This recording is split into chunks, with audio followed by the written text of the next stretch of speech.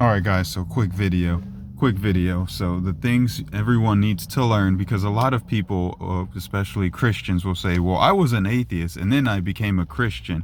Here's why that isn't a good argument. Here's why. Because an atheist doesn't mean anything because you were once an atheist. Here's why.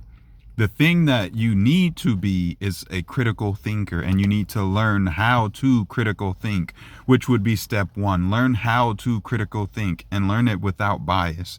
The next step would be to learn and apply logic and logical fallacies.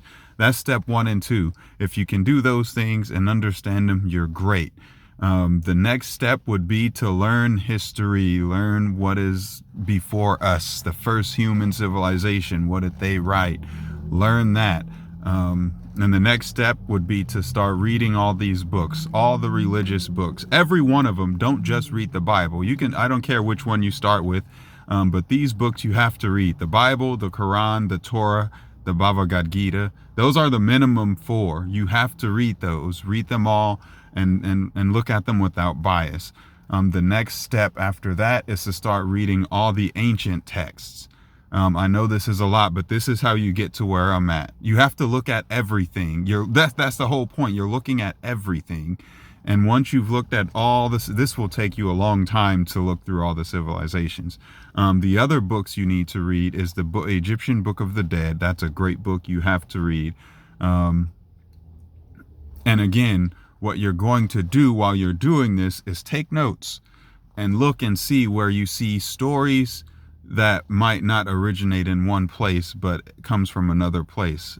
Keep looking and you'll see all these stories. Read all these stories. Don't stop at one. That's the worst thing you can do, is stop at one. That is our biggest problem. We stop at one. No, read them all carefully. Sit down. And once you learn critical thinking, once you learn logical fallacies, like, for example, special pleading. Special pleading is when someone says everything is one way except for this one thing. This one thing somehow is not that way, but everything else is that one way. Once you understand special pleading and apply it, suddenly everything changes on how you view certain things.